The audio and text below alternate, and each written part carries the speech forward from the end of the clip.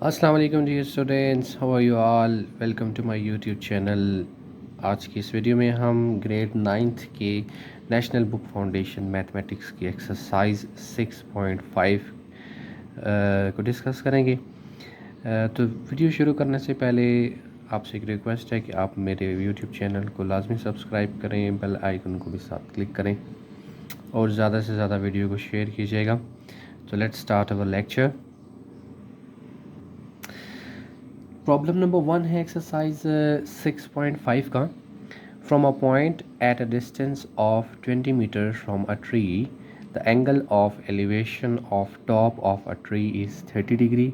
Find the height of the tree. तो सबसे पहले तो मैं आपको इसकी डायग्राम समझाऊंगा क्वेश्चन की, कि जब एक 20 मीटर के डिस्टेंस से एक पॉइंट पर से जो एंगल ऑफ एलिवेशन है एक दरख्त के टॉप का, ट्री के टॉप का, वो 30 डिग्री का बनता है एंगल। तो हमने height of the tree find करनी है। क्वेश्चन में डिस्क्राइब किया गया है कि एक दरख्त है ना, इससे एक 20 मीटर के डिस्टेंस पे एक पॉइंट है। तो ये 20 मीटर का डिस्टेंस पे एक पॉइंट लिया गया। यहाँ से आप ट्री के टॉप पे अगर आप देखते हैं तो एंगल कितने डिग्री का बनता है, 30 डिग्रीज़ का।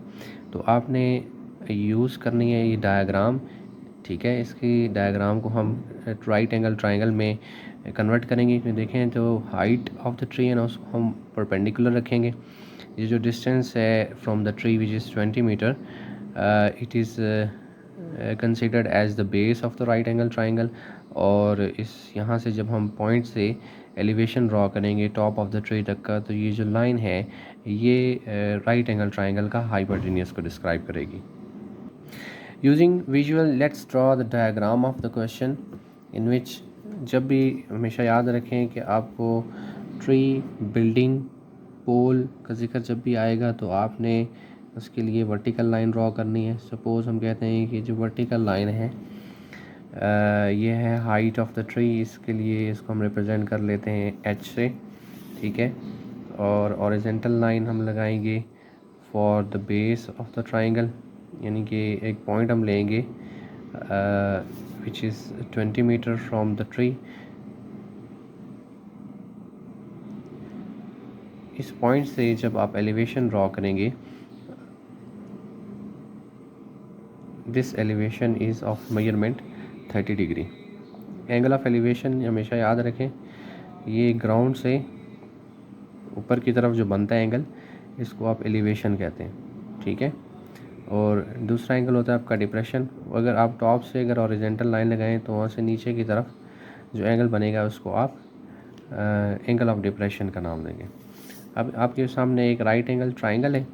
इस ट्राइंगल में हमें height of the tree find करनी है। तो उसके लिए हम क्या करेंगे, perpendicular is H, base of the triangle is 20 metre and the theta is 30 degree.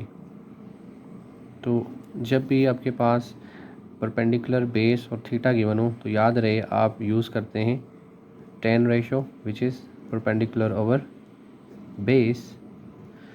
by replacing the values of theta, base and perpendicular, tan at 30 degree is equals to the value of perpendicular is h and the value of base is 20 metre.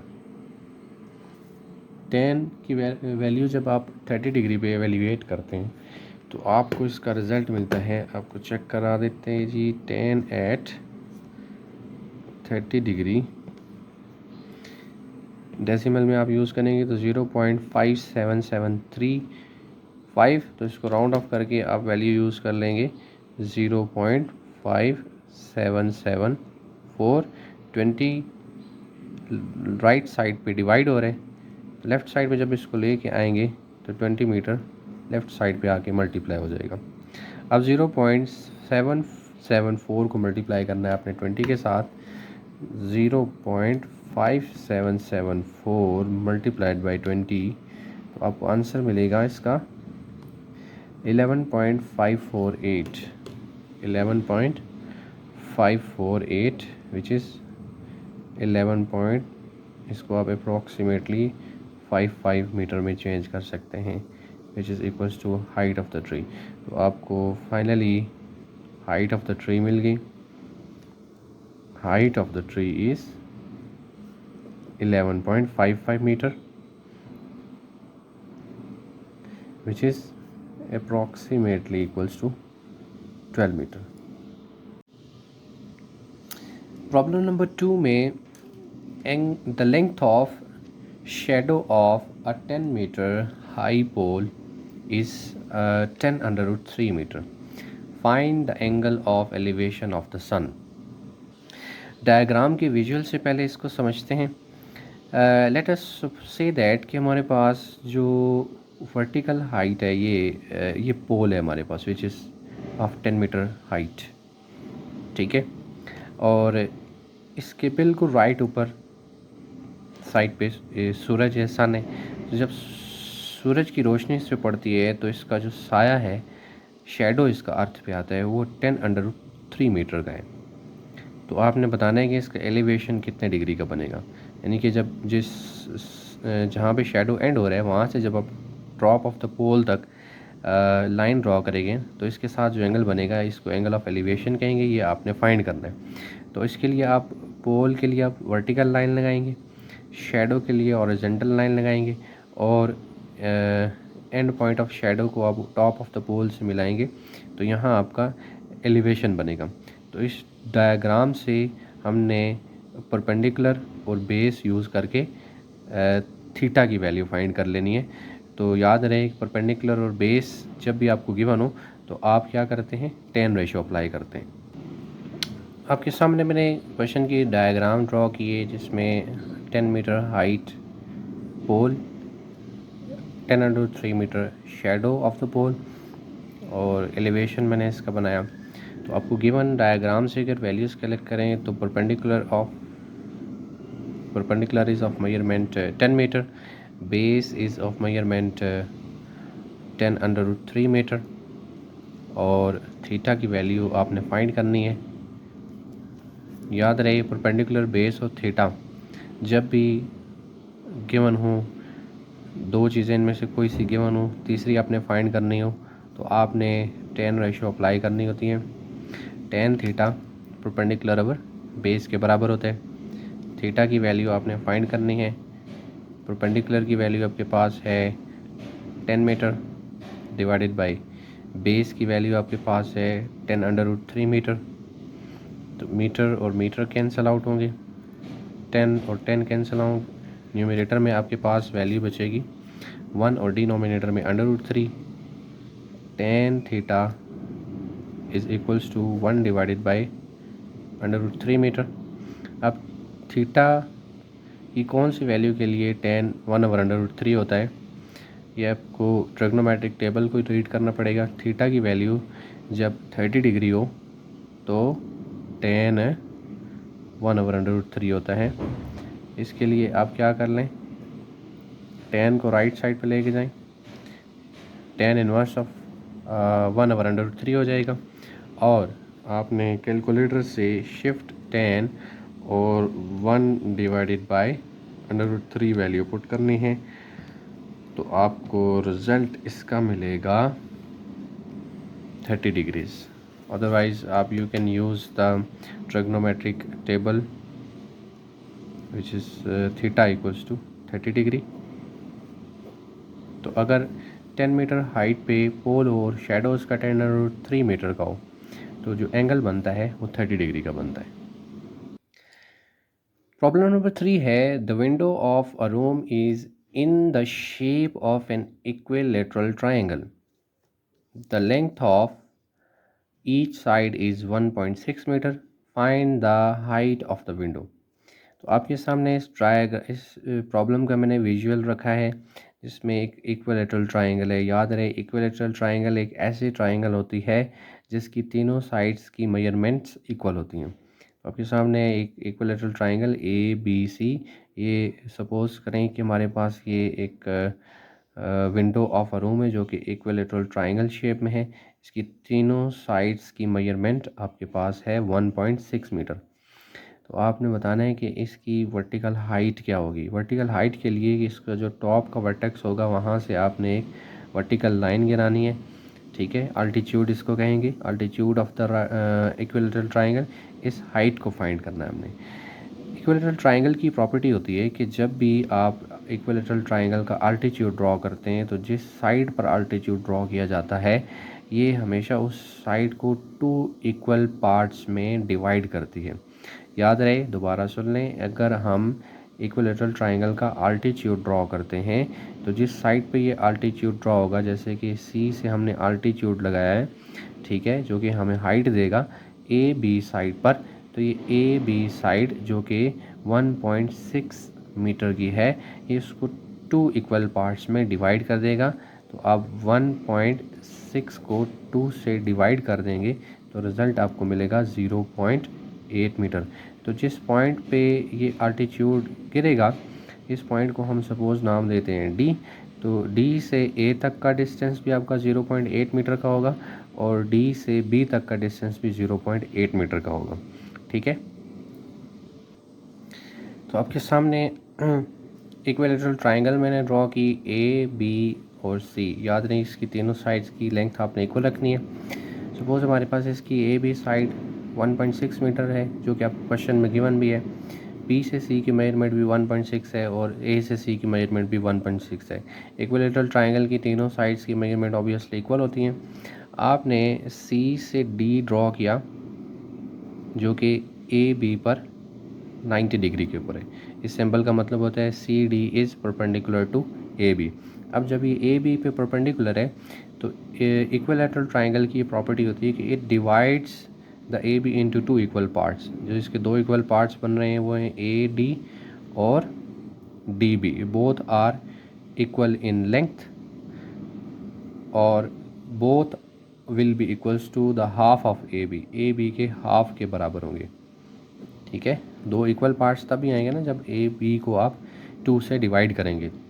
तो इसकी value आपको क्या मिलेगी, A D और D B की value 1.6 को आप 2 से डिवाइड करेंगे तो A to D equal to D to B, दोनों की वैल्यू आपको मिल जाएगी 0.6 मीटर।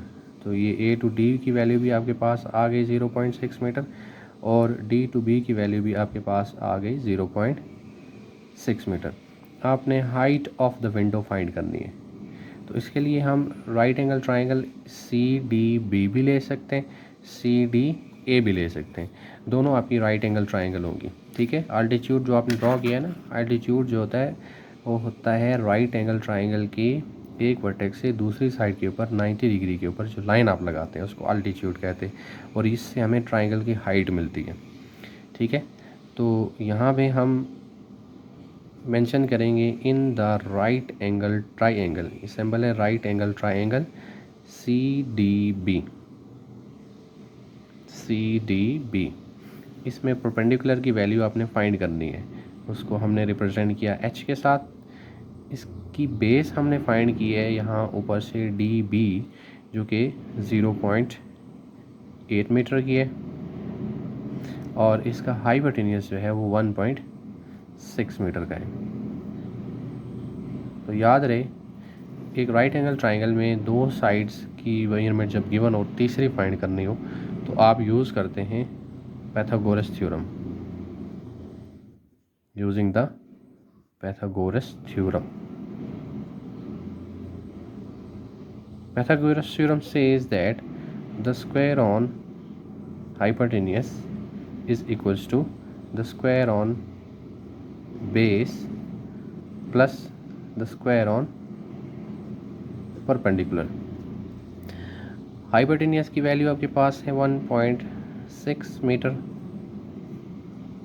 बेस की वैल्यू आपके पास है 0.8 मीटर और परपेंडिकुलर की वैल्यू आपके पास है h।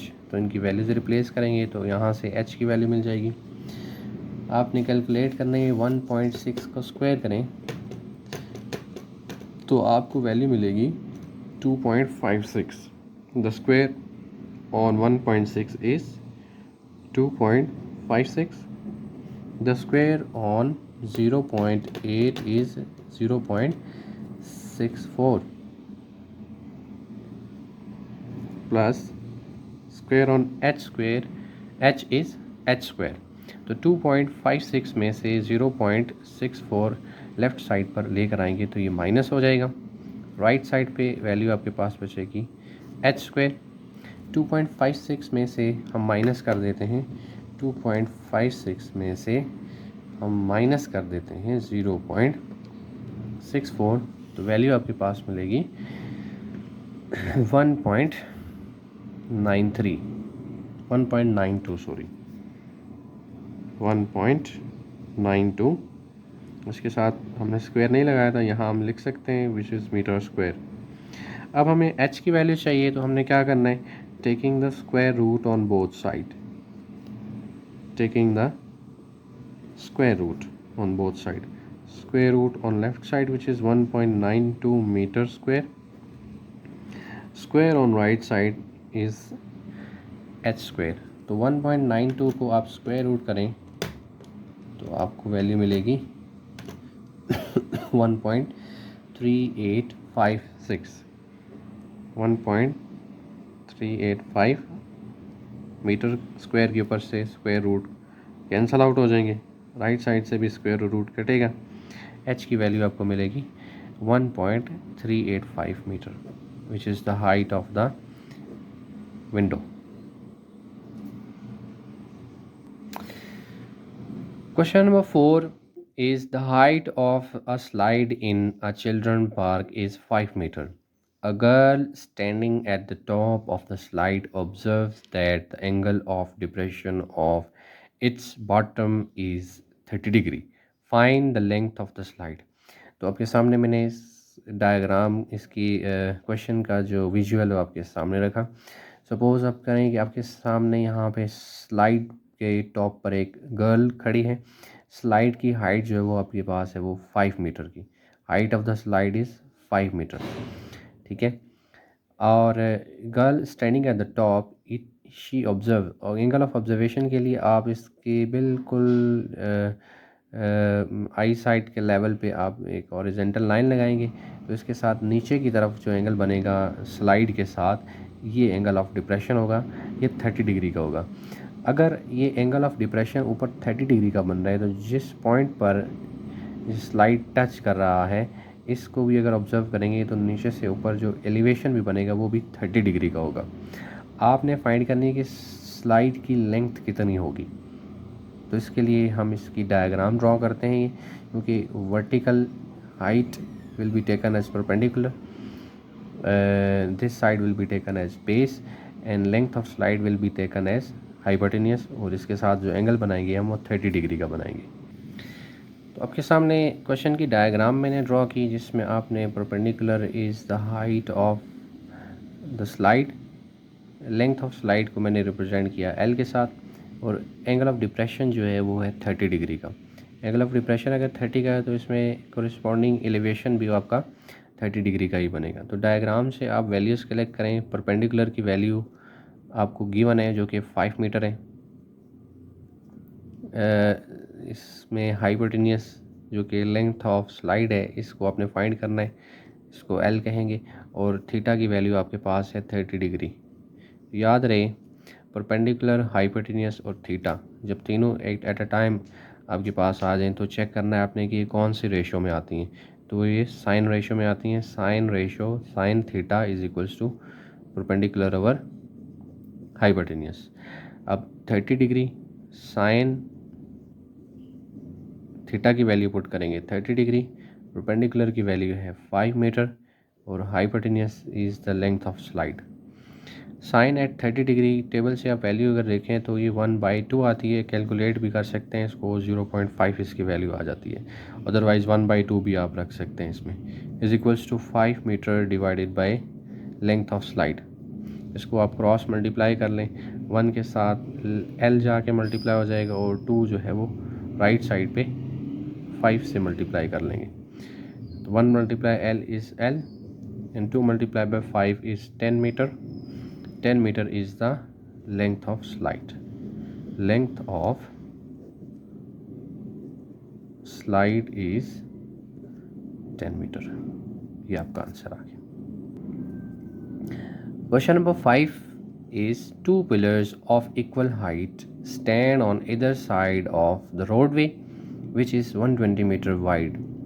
At a point on the ground between the pillars, the angles of elevation of top of pillars are 60 degree and 30 degree. Find the height of each pillar and position of the point. आपके सामने इस diagram इसकी मैंने video रखी है। आपके सामने एक रोड है। रोड की दोनों साइड्स पर आपको बताया जा रहा है कि दो पिलर्स हैं, उन दोनों पिलर्स की जो हाइट है वो इक्वल है। एक पिलर रोड की एक साइड पे है, दूसरा पिलर रोड की दूसरी साइड पे। बीच में से रोड आगे की तरफ जा रही है। रोड की विड्थ एक पिलर से लेके दूसरे पिलर तक जो रोड वे की जो विड्थ है वो 120 मीटर दी गई है। और एक पॉइंट अगर आप मिडल में लेते हैं ऑन द रोड, तो उससे अगर एक पिलर की तरफ आप टॉप ऑफ द पिलर की तरफ अगर आप देखते हैं तो एंगल आपका 30 डिग्री बनता है। और उसी पॉइंट से अगर लेफ़्ट साइड पे दूसरे पिलर की तरफ आप देखते हैं तो एंगल आपका 60 डिग्री बनता है। ठीक है, अब याद रहे कि यहाँ आपने एक पॉइंट नोट करना है कि जो एंगल एलिवेशन जो है वो मेजरमेंट में छोटा होगा वो पिलर से उतना ही ज़्यादा दूर होगा। यानी कि यहाँ प्रॉपर्टी आप इस्तेमाल करेंगे, greater the distance smaller will be the angle. एक पॉइंट एक ऑब्जेक्ट से जितना दूर होगा उसका एलिवेशन उतना छोटा बनेगा। अगर एक ऑब्जेक्ट एक पिलर से जितना करीब होगा उसका एलिवेशन उतना ज़्यादा बनेगा। ठीक है, तो इसके लिए हम इसकी डायग्राम बनाएंगे। होप सो ये विजुअल से आपको इसका आइडिया हो गया होगा। डायग्राम के लिए आपने क्या करना है, एक पिलर के लिए वर्टिकल लाइन आपने लेफ़्ट साइड पर लगानी है, एक पिलर के लिए वर्टिकल लाइन आपने राइट साइड पर लगानी है। दोनों पिलर्स की हाइट आपने सेम रखनी है। मिडवे में आपने इस विड्थ को रिप्रेजेंट करना है कि यहाँ बीच में रोड की ये विड्थ है जो कि है 120 मीटर वाइड। ठीक है, इस रोड की विड्थ को एक पिलर की हाइट को हम सपोज कह देते हैं ए बी और दूसरे पिलर को हम नाम दे देते हैं सी डी। अगर एक पिलर की हाइट को रिप्रेजेंट करते हैं एच के साथ तो दूसरे पिलर की हाइट भी एच के साथ रिप्रेजेंट कर लेंगे। There is a point in midway between the road.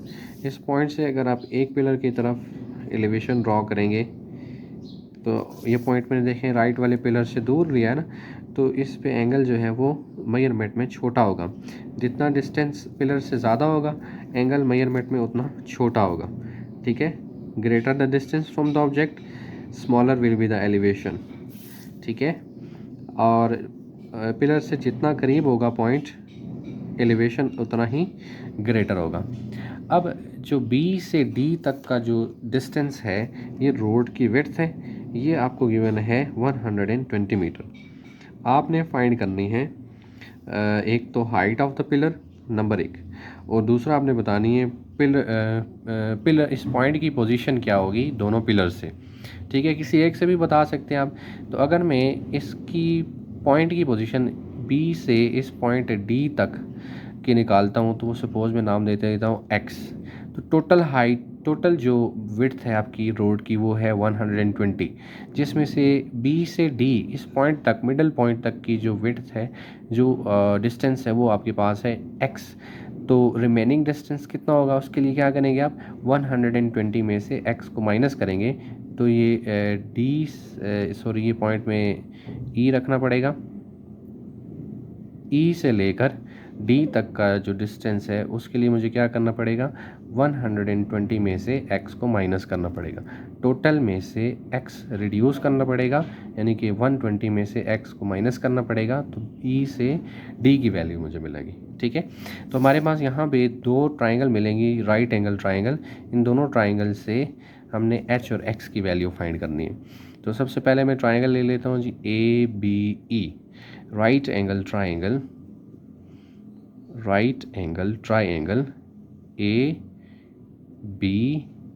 ABE।